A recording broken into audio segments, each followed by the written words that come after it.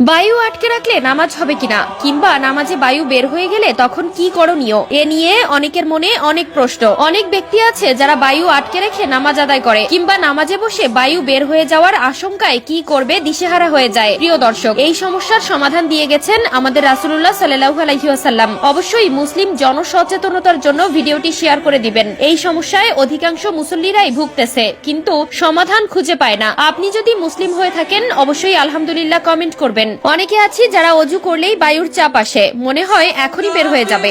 অনেকের নামাজে দাঁড়ালে এই সমস্যা দেখা দেয়। এখন প্রশ্ন হলো, বায়ু আটকে রেখে কি নামাজ পড়লে সেই নামাজ হবে কিনা?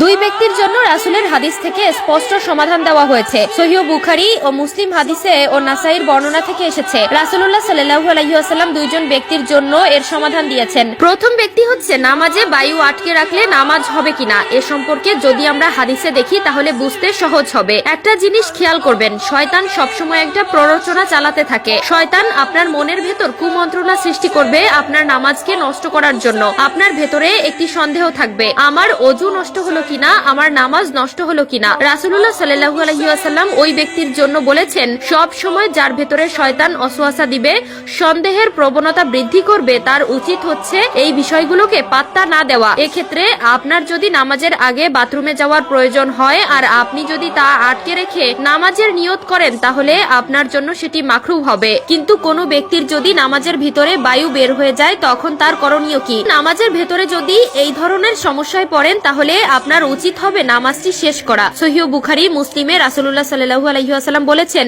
যদি কারো সন্দেহ হয় যে তার বায়ু বের হয়ে গিয়েছে, আগে তাকে সেটি নিশ্চিত করতে হবে এবং সে যদি নিশ্চিত হয়ে থাকে যে তার অজু নষ্ট হয়েছে তখন সে নামাজ ছেড়ে দিবে এবং সে যদি 10 কাতার সামনেও থেকে থাকে তারপরেও তাকে নামাজ ছাড়তে হবে।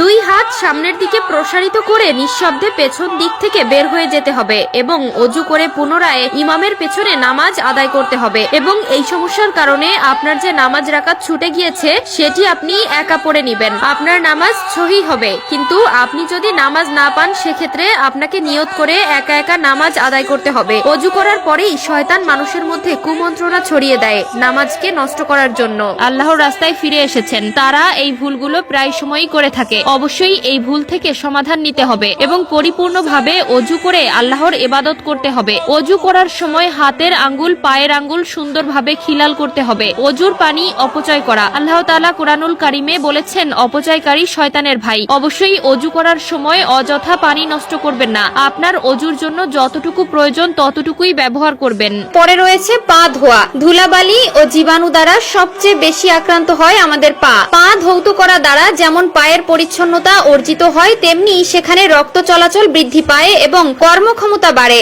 পায়ের সঙ্গে হৃৎপিণ্ড, কিডনি, পেট ইত্যাদি অঙ্গ প্রত্যঙ্গের সম্পর্ক রয়েছে।